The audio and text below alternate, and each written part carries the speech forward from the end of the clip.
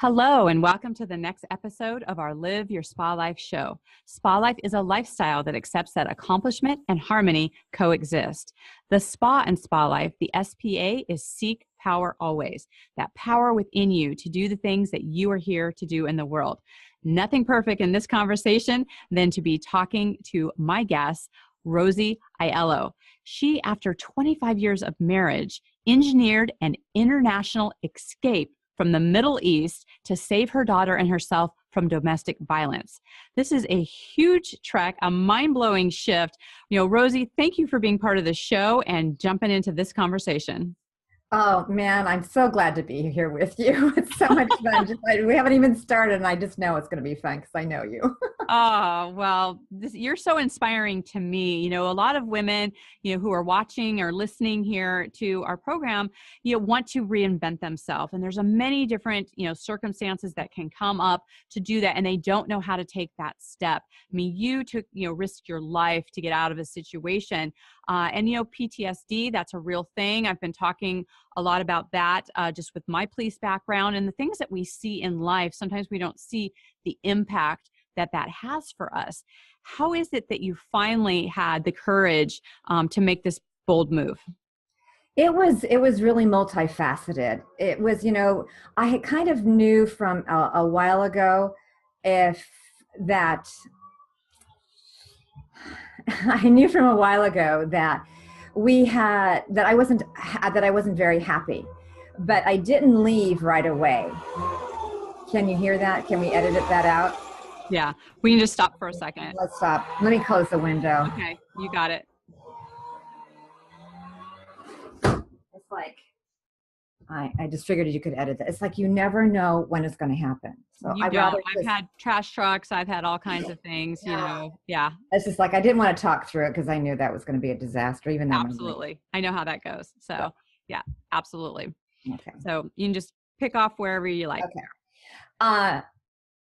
It was multifaceted, Diane. I knew for a long time that I wasn't happy, but I really didn't even know I was in an abusive relationship, mind you.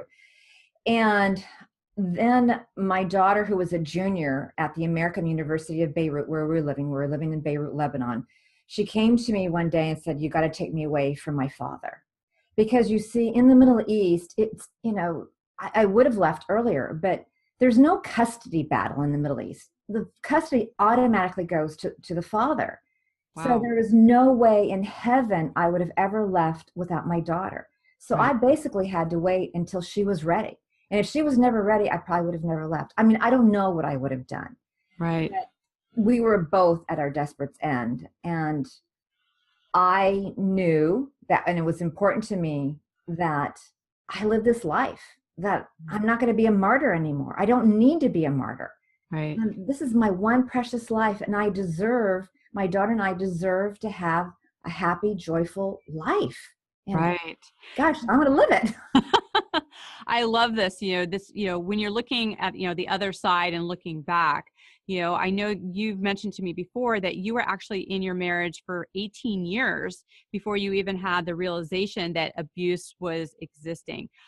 What was it that kind of cued you that said, wow, this is not okay? I read a book, and I'm hoping the book that we're writing will save other people, So I started to get bits and pieces, but it wasn't until I read, I was just strolling through a bookstore when I was here in the United States visiting my family, and I thought, oh my gosh, that's me. And I tell you, it took me a long time to read it because it was so painful to realize that this was what I was living. And basically it was like, there's not much that can be done to fix it. Like this marriage is over, and it's very hard. And there's lots of reasons why women don't leave, but that was really the beginning. And nobody knew I was living like this. Right. Nobody. I mean, even then, after 18 years, I finally told my brother and my two best friends in the United States. So in 18 years, only 3 people knew. Well, not at that 18-year mark. Right. Right. So you basically had this awareness when you were 18, years in, but it was 7 more years before you actually left. So was that part of, you planning? Were you second guessing yourself? Like what was happening that allowed 7 more years for you to step into that bold move? Primarily because of my daughter. I wouldn't leave without her. She wasn't, at that time, she wasn't yet 18. She was in major. And then she was going into the university. And so I thought, well, I've been married 20 years. What's another 24 years? You just kind of like, you just suffer through it.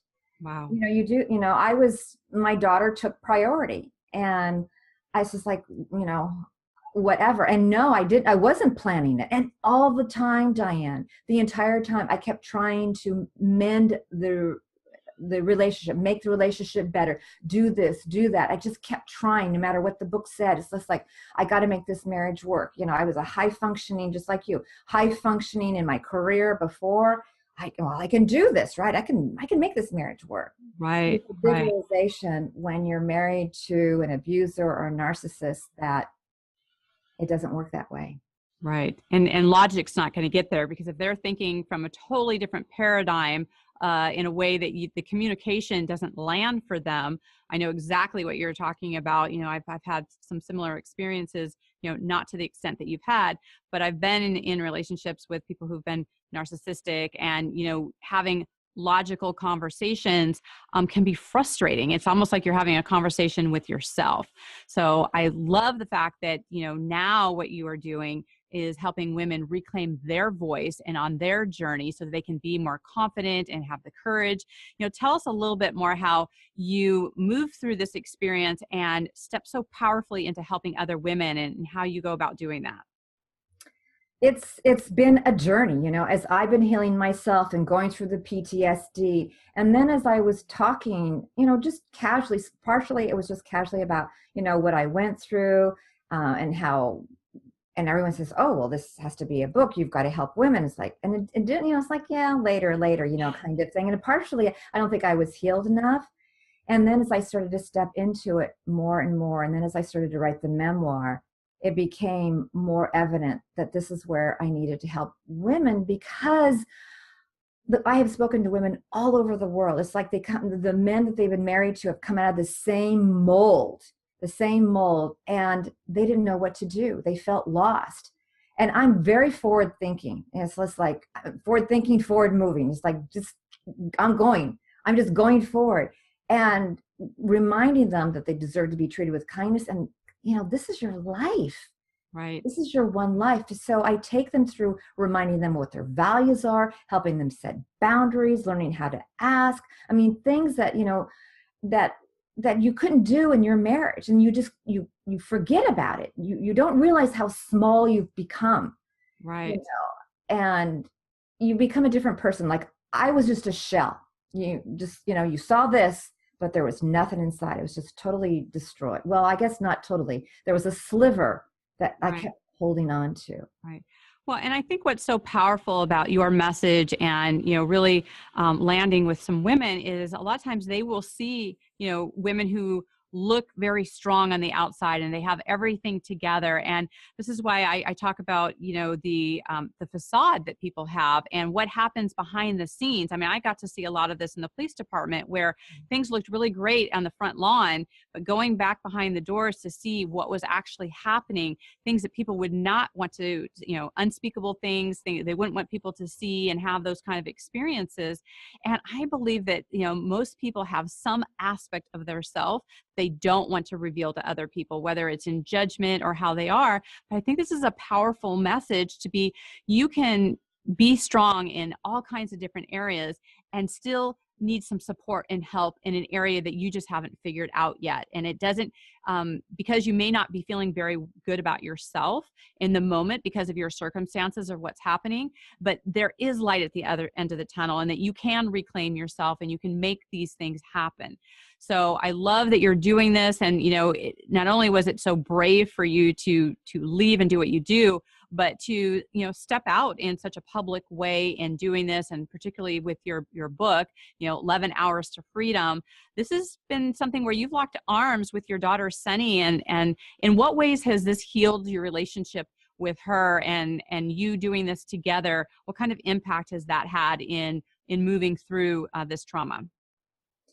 Well, she and I have always been close. But again, even saying that, there are so many things I didn't know. As we were been writing this book, I've been learning things about her and her relationship with her father that I had no idea.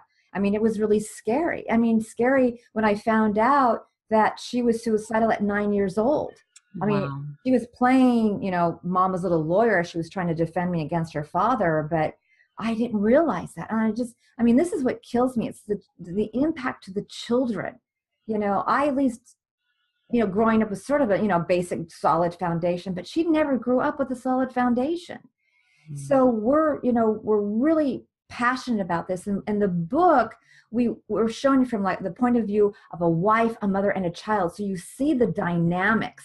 Many times we hear the story from a woman's point of view, the wife, but you rarely hear it from the child's point of view, what happens to, from their eyes. Right.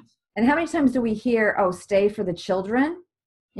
I already told you that I couldn't get out because I would have lost her, for sure. I mean, to this day, he still thinks I have brainwashed her and kidnapped her. But, but for those, or like at least in the United States, I can't speak for the other parts of the world. I don't know all their laws, but in the United States, you can get out. There is different ways, but it's so we're getting closer. It's nice to see her grow up and get out there. But we're still challenged with PTSD and depression and anxiety. It comes in waves. We have to deal with our triggers. So it's a nonstop growth. I don't want to say nonstop challenge, but it's a growing journey. Right. I love that reframe because, it allows you, once you start seeing what are the things that are having those reoccurring, triggers and patterns, to be able to transcend those and be able to look at those in a different way. And, I'm sure that you pouring into, other people the way that you've been and showing them the light allows you to just stay at least one step ahead of the game to let them know, hey, I've walked this path and, certain things continue to happen. I know in part of this, you've actually created a global movement around this. So share with us what that looks like.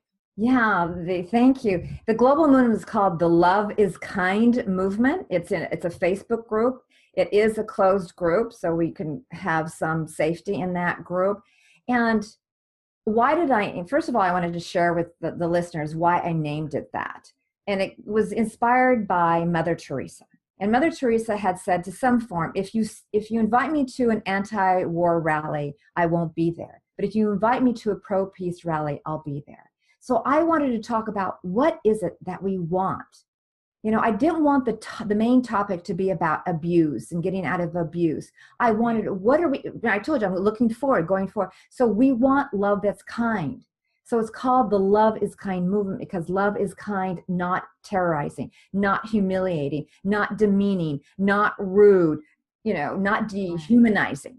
Right. That's not what real love is. Yeah. Oh, Rosie, that is so powerful. And I 100% agree with Mother Teresa on that because, what you focus on is what happens, right? So if there's a time to tell your story and move through it and have some release. But when you are so locked in the story, then you are continually re-traumatizing yourself in that. And so to have the focus on what is the result you want in that and what does that actually look like is so healing and so positive and so wonderful. That a lot of people aren't looking from that perspective. So I love that you're taking a stand from that and really moving into that. So, we talk about designing your life, right? Versus living by default. Yeah. And so we talked a little bit about this, about, what are some of the things that you do to design your life so it actually becomes a reflection of what you want to have. And what I talk about is the spa life, about having that balance in your life and having the things that really feed your soul in the way that you want it. And one of the things I love that you talked about is that you first had to have the belief that you actually can design your life. Can you elaborate a little bit more on that? This wasn't something that I thought about, in the very beginning. But I guess I had little inklings of it. I mean, when I was in the Middle East, Diane, I didn't know anything about personal development. I didn't know anything about limiting beliefs. I didn't know anything about mantras. I knew zero.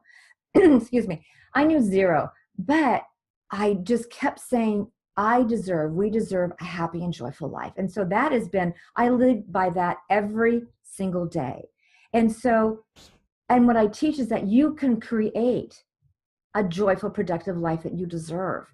And I follow that all the time by by studying, by training, by working on my mind, right? Every single day, it's some little aspect of it, of moving forward and knowing that it really can happen.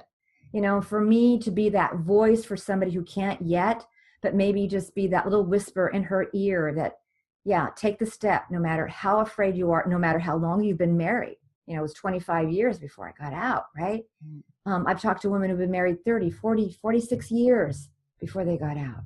But you know what? There's nothing like the taste of freedom, the freedom of your own soul, the freedom to be able to express yourself the way you want to. Right, right. When women get to a place where they've kind of dug themselves such a deep hole that feels, the feeling of despair, of not being able to find a way out of that. And, sometimes they hear the words, but they really can't feel like what that would actually feel like, because the terror that actually is embodied in their soul, whether it's the lack of confidence, but I think more deeply is the shame, because there is another part of them that goes, I know better, or I could, all the things that come up in their head about, well, I should just leave. And, maybe they don't even have the obstacle you had of dealing with being in another country, right? But they've been hiding behind this for so long that there's probably no one that really even suspects, because there's an isolation that comes as part of that as well in the life that you start living. So when when women come from that place and they just have no idea what is that glimmer that takes them just enough to start getting the momentum to move through that, what can you share to them who are in that place that they don't see a way out yet? I'm glad you brought up the topic of shame, because, I lived in shame for all those 18 years and even more. And again, though at 18 years, 3 people knew about it. At 25, when I was planning the escape, I told 2 more friends in Lebanon because I needed their help. So in 25 years, only 5 people knew because of my shame. So I created in addition to being isolated, I created my own prison, right? And I call it stupid shame, because it creates your own prison and keeps you small. So what I want women to hear is, don't be alone. This is not the time to be alone. And no matter how much you think, how much you think no one will understand, there will be somebody who understood. Because as soon as I arrived in the United States and then I finally revealed to my family and friends, there was not one person who wasn't 100% behind me. And you cannot beat yourself up. There's a lot of mind stuff. I don't know if we have time to go through it, but it's not a time to beat yourself up. You are doing the best you can. But see, I didn't know that. I didn't know I was doing the best I can. We create all these subconscious survival mechanisms to keep us going. And what I would just say for that glimmer of hope is just to keep reminding yourself, say every day, I deserve to be treated with kindness. I deserve to live without fear. Right, right. No, that's so powerful to be able to have that, and to, even if maybe it feels because you've isolated yourself for so long, just to connect with one other person, right? To know that there's somebody else that has your back, that can be stronger for you when you maybe don't have the strength to be able to do that. I remember when I was in one of those relationships, and I had somebody who I was actually in graduate school doing my master's, and I had somebody that we didn't have a deep conversation around it, but she saw like how I reacted within my relationship, how I deferred a lot, comments about what I was wearing and what I was saying, and just all these little things that you start believing are normal, right? And you can act through life in a certain way, and you logically can see like, I deserve better, or I know better, or I can do differently, and have all of these things. But you just sometimes, and I say but a lot of times it's and, right? And you don't necessarily know from where I've got myself how I get through it or get out of it, how it can be different, because there's so many layers of family and children and life and things that come on that. So I love the fact of locking arms with somebody else to, be that next pillar of strength for you. and having even just one mantra. I love your mantra around I deserve, right? Because that whole feeling of deserving can show all kinds of triggers for people, but I deserve a happy and joyful life. That is huge. And you may not believe it, right? When you first say it, right? You're not going to maybe necessarily believe that, but Yeah. to say it enough to have, because you could be having like 10, 20, 30 negative things being said in your presence. But if you just focus on that one thing that just, gets you through that, there are so many different resources to be able to support women in that. So it's a powerful conversation to have. I'm so grateful that you're willing to have it and to move through it. And, as you're saying certain things, I've forgotten about certain things in my life because we do compartmentalize things that happen in our life. And, you start thinking backwards about, okay, how did I move through certain things and make those things happen? And I think it's really empowering for women to have these conversations that can be uncomfortable and that people don't necessarily want to have. So how has this impacted your life now? Because, right now, I mean, you are, a successful businesswoman, you are a speaker, you're a best-selling author. I mean, you're doing all of these things where you're out in the world. I mean, talk about being in an undercover world, and now you're out in a very big way. How has this impacted how you step in the world today? Well, it was scary. Again, let's just be truthful about it. It's been very scary. I'll never forget the day. This was years ago when I created my very own website. The days when you create your own website before you get somebody professional, way back when. And I remember having my finger over that button that said publish.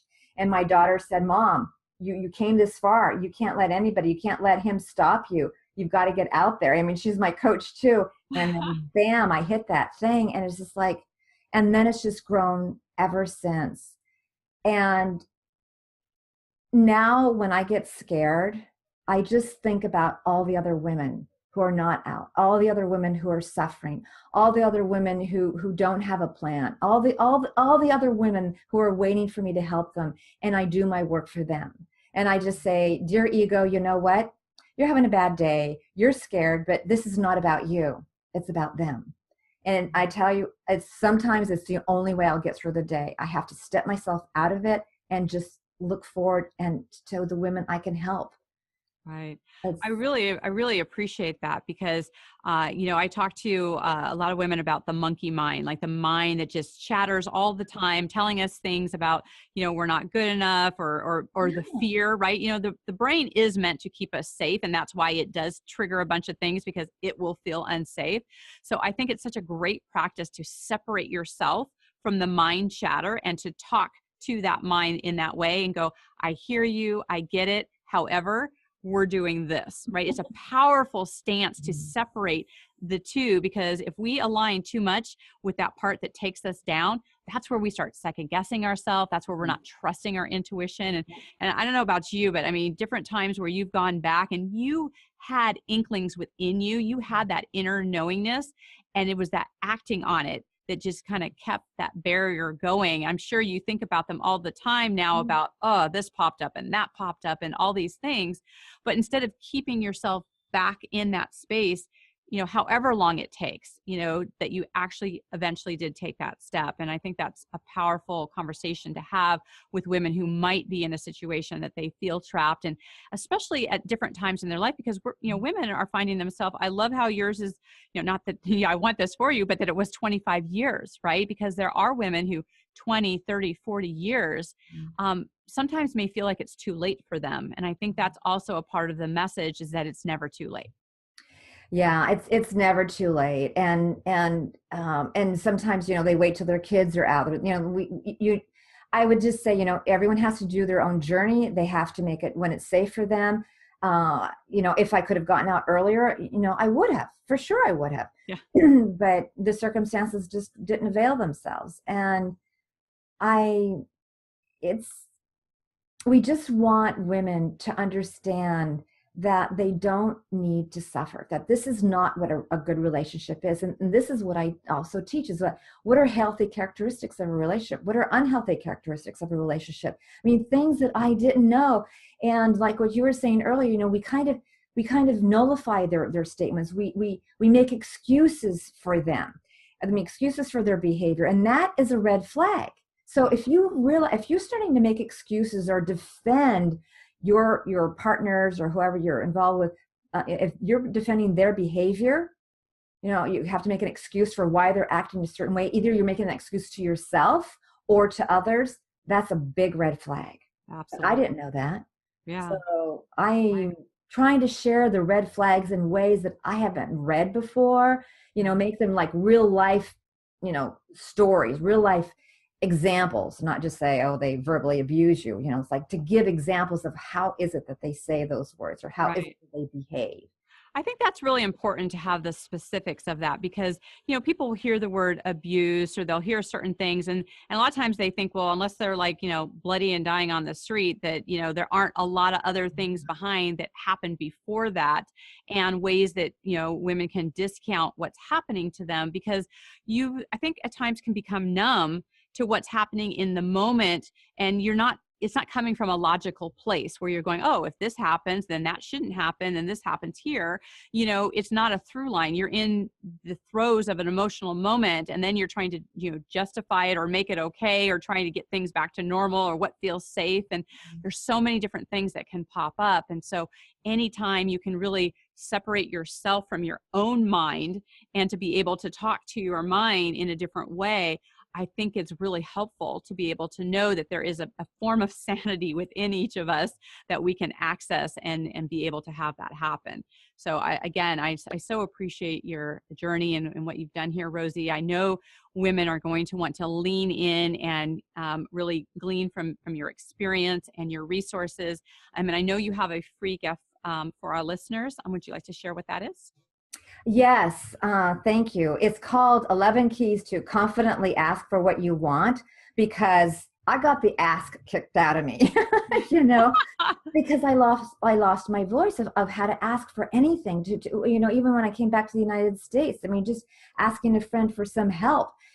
So we forget how to ask, and this is a big way to get your voice back, right? Talking about reclaiming your voice. When you learn how to ask, it's so important, whether it's a personal relationship with your friend, with your partner, with your colleague, with your boss. I mean, it covers, it's a general thing where it covers all these steps, because it's a huge step in empowering women. So yeah, they can, it's really a great guide. Again, I wrote it for me, right? I mean, these are the steps that I had to follow, and I learned, I've been learning and practicing and still practice. Nothing's perfect, right? It's not like I ask perfectly every time, right? Right. Oh, I love that. That is going to be such a great tool. And, we'll have the link of that in the show notes so that people will be able to grab those. And, you don't have to be in an abusive situation or even label yourself in that way to be able to really gain from the knowledge of that powerful asking. Because if you know that you've had times in your life where you deserve more, you want more, you has to come into that place. We're not an island. We can't do those things alone. And so many times women will, try and I can do this. I'll make it happen. And yes, you can. Doesn't mean that you should, or there's other easier ways to do that. And so really learning from the wisdom of others who've walked a path to have that powerful asking, what a great, life tool and business tool to be able to have. So I thank you for sharing that, and for sharing just everything about your journey. I'm just so, I feel so warmed every time I'm around you, and so impressed that, even when things come up for you, you still march through that, because you're here for such a bigger